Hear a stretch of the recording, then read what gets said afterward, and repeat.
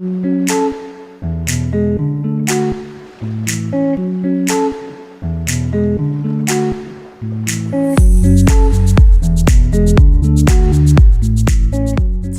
this is your April 2023 soul story. If you have a sun rising or your moon is in the sign, this reading is for you, and happy solar returns if you have a birthday this month. It's Romy here.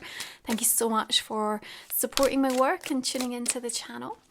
We are opening up your energy with the Hanged Man.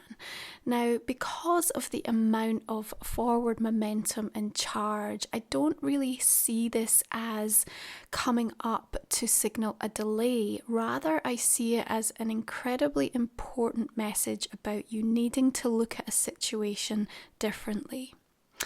You know, I think sometimes there's beauty in the unpredictability of how things can unfold for us. And it's almost like the idea of like when you plant something and you have an expectation of what is going to grow there. And when it's time for it to blossom, it's not at all what you expected. And yet there's such value in it, and it's such a gift because of the nature of the surprise, but also sometimes realizing that it's even better, or it's more aligned, or it suits more the overall energy of where you are and what you are looking for at that moment in time. And that's a little bit like this energy of April for you. Now, we open up the month with Mercury shifting into your sign on the 3rd. It is going to be squaring Pluto. Now, I want to say to you at this moment, you know, what is the energy cost of you holding on to a grudge? Because there's something around that beginning of the month where perhaps you might feel a bit challenged. Or there's something a little bit provocative coming through, and it might rile you up a little bit.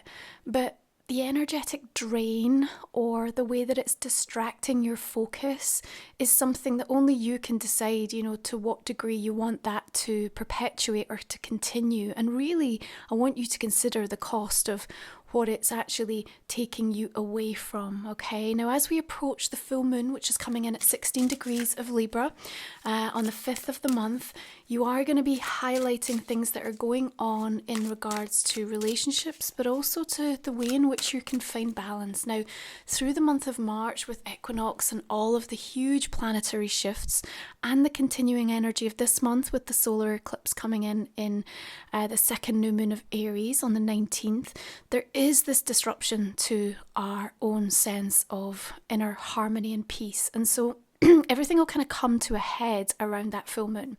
Again, bearing in mind you've got that provocation on the 3rd. So there's something that you're being invited to let go of. If you make the right decision, and I think you will, with the 6 of Pentacles coming through, because you're really looking at the give and take, where you're looking to see that energy of reciprocity. And there's an acknowledgement, I think, at this moment as well, that you have to design your life right now, Taurus, for you, for the things that light you up, where you see the richness and the vision and the passion. And if you don't, you're going to end up being a part of someone else's plan, which might be okay and could be perfectly comfortable for you, but is it really what's meant for you? So there's a lot of that consideration going on, and I think there is some helping hands or some unseen support, perhaps in showing up in ways that you hadn't expected. I definitely think this month what we're going to be witnessing is new guides, new people, new energies coming forward and aligning with a new frequency that you're now emitting to support you in getting to where you need to be. And one of the messages that's just coming through really strong here is that Taurus, this month, it is not a rejection. I promise you, it is divine protection. Okay, so keep that in mind. But as we come out of that full moon in Libra, we're gonna have a beautiful aspect on the 7th where Venus is going to be sextile to Neptune, and so there's something quite dreamy and nurturing and nourishing and soul soothing about that. And I think this really, for me, reflects like the vibe of the month. It's kind of like big, charged, provocative, radical shifts and changes, and then this kind of like soothing, like calm after the storm kind of a feeling. Okay, and you have to prioritize your peace this month, yeah, because as we gear up for all of these shifts and changes, and remember, when eclipse season comes around, often these changes are non-negotiable. You know, we just have to find ourselves experiencing what the Wheel of Fortune, the hand of fate, the universe has in store for us. And you might be struggling, feeling like you should be somewhere else with someone else doing something else. And yet I don't want you to look at what's missing. I want you to be deeply present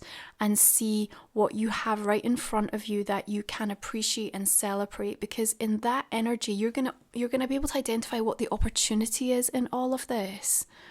Yeah, because I really feel that you're going to liberate yourself from something this month, and it might be at kind of a base level, just an idea or a thought or a kind of belief that you've held for a really long time.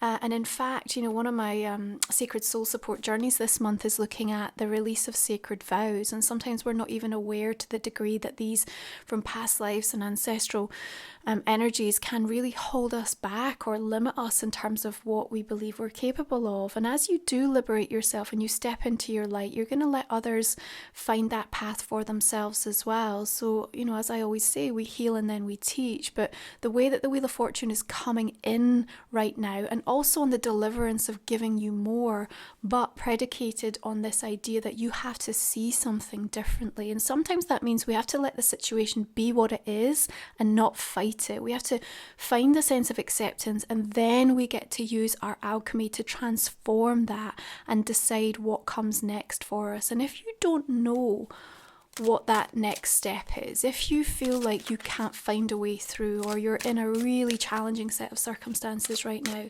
then the advice for you this month is be okay with not knowing, because that's when you really start to pay attention. That's when you're really looking for signs and you're really listening to what people in the universe has to say. And that's when the universe will start bringing to you people, conversations, any way that they can, delivering you messages so that you are able to tap in and decipher what that next step looks like. And the Three of Wands suggests to me that there is a requirement for you to step up and to be bold. And there's a boldness about April. Make no mistake about it. And I remember in Aries season, it's still 12th house for you. So there's a lot of release that has to happen. Something is beginning though before you are fully extricated from something that is finishing or closing or completing. And that can be tricky. That can absolutely be tricky. But what I'm going to say to you is, what is the best advice that you have ever received in your entire life, Taurus? Because there's something about that, my guide is saying, that you can fall back on, or you can remember. And perhaps it will sort of draw out how you handled an experience or how something ended up playing out. Now, with this eclipse, we can track back to 2013. April of 2013, and think about what themes were playing out for you around that time. That might give you a little bit of a heads up as to what is taking place at this point in time. What we need from you, though, is to have an open heart and an open mind. And the Three of Swords suggests that that means we feel vulnerable. We feel vulnerable because perhaps the stakes feel really high. Our wound energy is being activated because perhaps we've put something out there to the world, or we've put our heart on the line, or we are having to come out of a situation that, even though we know is right for us, is also incredibly painful. But through that willingness to remain open and to not shut down and to not pinch ourselves off, then what we're able to do is find a deeper sense of healing and awareness. And that's really important for you through the course of this month. Yeah, we have to remember that the solar eclipse that's coming in, it's kind of like Act 2, yeah? The first new moon on the 21st in March heralded this new beginning and this initiation of a brand new cycle. There's something about sealing the deal on the 19th, but at that 29 degrees, it's a critical degree and it's fated, and it may mean that, it's bittersweet. There could be something a little bit bittersweet about this, but ultimately everything is working for you. Remember what I said, it's not rejection, it's an active protection that's coming through. Now, one of the things that my guides brought in as I was meditating ahead of the soul stories was unicorn energy. And of course, we look around and the world feels more broken than it's ever been. There's more fear being activated and there's more disruption and uncertainty. And yet, at the same time, more light is flooding the planet. And what that means is that as more and more of us are anchoring and stepping into our sense of empowerment and embodying that light, our ability to connect to seventh dimensional frequencies is more powerful than it's ever been. So the angelic realm, archangels, unicorns, elementals, fae energy, whether your mind can allow you to be open enough to receive the truth of the existence of these energies, it matters not. We just want you in a place of neutrality, even if you can't get on board with it. But for those that understand the ability to work and to call in this unicorn energy, in fact, so much was I guided that I'm using 2 unicorn decks this month. And my guided soul journey is around connecting into the unicorn energy. So this is huge because they are coming in to work with us at a soul level now, healing at a soul level so that we can hold and anchor this light. We can connect into the rainbow frequency prophecy, and everything is changing and opening up in ways that, you know, in a way it's so magical, but at the same time it feels so grounded because there's almost like a humility and a leveling that's taken place, over the last couple of years for you in your own journey. You have had to walk your talk. You have been through so much. And you're still on that journey of being asked to release and to move forward. And, you know, there's a heaviness sometimes that comes with that where it feels like there's no respite, there's no let up. And again, this is why some of this lighter, more joyful, higher frequency energy is coming in to bolster and to balance you out and to help give you more of what you need to be able to continue to navigate through what are some of the most unprecedented times in terms of the shift and the change and the swiftness of what is taking place in what feels like a very broken world. So even when that magic happens and you don't feel like yourself, you know, going into euphoric like states, you know, you just come into a sense of quiet acceptance, you're right on track. Yeah, you're right on track. And remember, in an eclipse energy where things are often non-negotiable and shifts and changes happen rudely, and sometimes it can feel like things are ruined or destroyed or destructed or come to an abrupt and sudden ending. Nothing can truly take away the most precious things that you own, which is your inner light, your experiences, your memories, your emotions, your visions, your truth, your love, your light. Yeah, you have to keep this in mind. So we're going to come into the 20th of the month and the sun will land in your sign and we will open up to your solar returns and you'll have a huge boost coming in here. But of course we've got Mercury retrograde going into your sign from the 21st of the month. And here we have to get a little bit tenacious. We have to be flexible. We have to keep our schedules light. We have to know that, you know, things are going to go a bit haywire and feel a little bit crisscrossed in some of the plans and intentions that we were making. We may feel like the communication lines get broken a little bit, which is why it's so important around that full moon in Libra to get your kind of thoughts clear and your energy expressed and to let go of what needs to go, because otherwise it's going to get incredibly messy at the end of the month. So remember my words around that. We also have this rather difficult energy coming in on the 27th where Mars is going to square Chiron. There is that unfortunate pain point.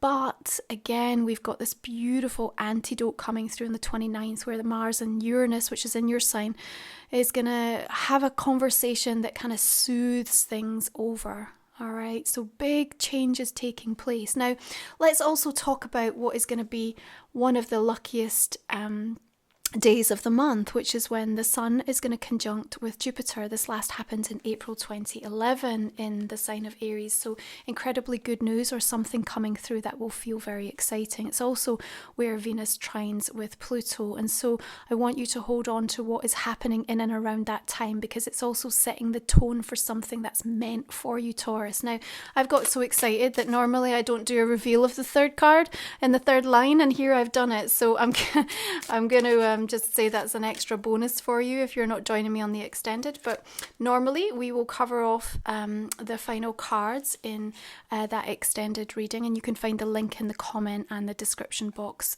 underneath, Taurus, okay? What I am going to do now, though, is just go ahead and clarify the main reading with some additional cards and see what direction this might be taking us in, okay? All the decks that I use are listed in comment and description box underneath as well, okay? So just starting with that energy of the Hanged Man. We have the Two of Swords coming in. Now, all these twos showing up here, suggestive of some big decisions that are weighing heavy on your mind. I feel like if you don't make the decision, the universe is almost going to like force your hand in regards to something. Interesting, Hanged Man again. I think this is almost you putting a delay on yourself. It's like self-imposed sanctions because you don't want to make the call, because perhaps you know what it means. The world, beautiful. We have to allow that sense of completion to happen though. Hermit energy coming through here. You might have to go away and take some time to do a little bit of soul searching. Nine of Cups. Star energy. Got some beautiful majors showing up here. Six of Wands. I love that with the 3 and the 4. You see there's definitely some beautiful moments to celebrate, and something that you have taken the time to really pull together or work on for a very long periods, just like finally starting to come into its own. And remember, there's been a lot of dreaming. Now this is the time for doing. You have 2 Wheels of Fortune. It's not a surprise in this eclipse season. And another 3 of Swords. Okay. This is quite a strong message that wants to be understood here. And, you know, sometimes that Wheel of Fortune can be a little bit blindsided when it arrives, okay? But remember what I said, there's an awful lot of like antidote energy that's coming in to kind of soothe over. And I don't see anything as being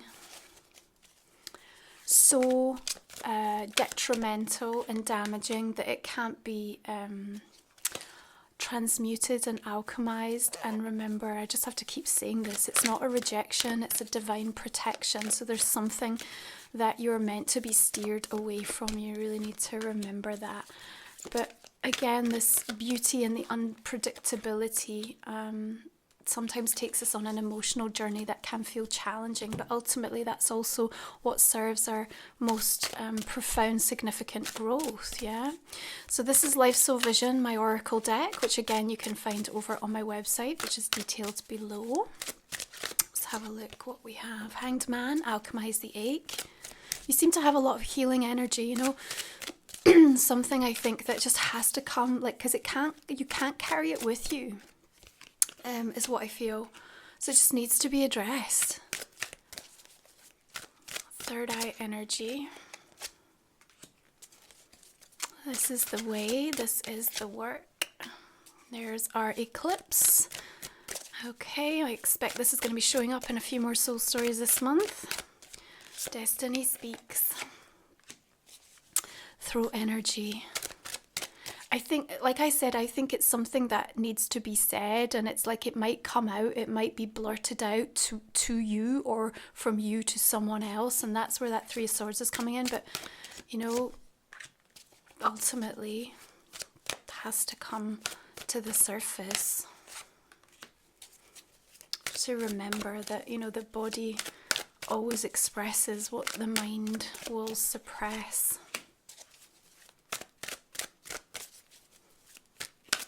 We also have Vesta, the asteroid goddess, coming into your sign, Taurus, on the 15th. Remember, I do the goddess reports that you can find, again, the links for beneath. And that's going to be a really beautiful placement, actually, to help you kind of take care, be that custodian of the things that are most important to you. And as I said, really help you to consider how you want to design your own life right now so that you don't end up in someone else's story. So it's like, what do you want to be known as? What do you want to be known for? You know, we're here to love, to be of service, and to walk and activate this profound journey of sacred remembrance. So let's have a look at these unicorn oracle cards. These beautiful 7th dimensional mythical beings here to support and help us at a profound soul level right now. All right. Beloved, prepare for your life partner. Romance is returning to your relationship. Believe you are lovable. Okay, and remember that Libra and full moon is really going to put an emphasis around relationships, and we are working in Aries Libra axis with this me versus we, and so it's really important that you consider, and even if this for some of you isn't about like necessarily a romantic partner, it might be you needing to come back to a place of taking care of the inner child and that part of you that needs to come into full union and absolute integration, so that the whole of you can really step forward into what this new pathway looks like. But for many of you, there might be a lot taking place with regards to relationships through the course of this month. Even when I mentioned something ending before, like, you know, when something has already begun. So there might be a sort of crossover in regards to relationships going on. And of course, Mercury retrograde, we know, also often brings people back from the past, especially in your sign. It might be activated quite strongly. So this is Diana Cooper's unicorn cards. We have cocoon of white light, rest in perfect love, understand oneness. It's really beautiful. Again, there's this very healing, very safe, very nurturing energy that's coming through. Finally, I'm just going to invite you to think about a personal question, Taurus, that might not have come up in the main spread. We'll go ahead and pull a couple of cards that we'll cover in the extended as well. You will notice my new book, Moon Musings, which is now out. All pre-orders have been shipped, and through the month of April, you'll be able to find it on my website. It'll also be going on Amazon, and you'll find both a digital and hopefully in early part of May, the audio will be available as well over on Amazon. So please do check it out, and thank you again if you've been supporting me with my work. I appreciate you so much. So have a beautiful solar returns. I look forward to continuing this conversation. If you are joining me for the extended, take good care, enjoy. Remember, there is so much beauty in the unpredictability of this month. Ground your energy, open your heart, open your mind, and against the odds, know that you're going to be moving in the right direction. Okay, you take care.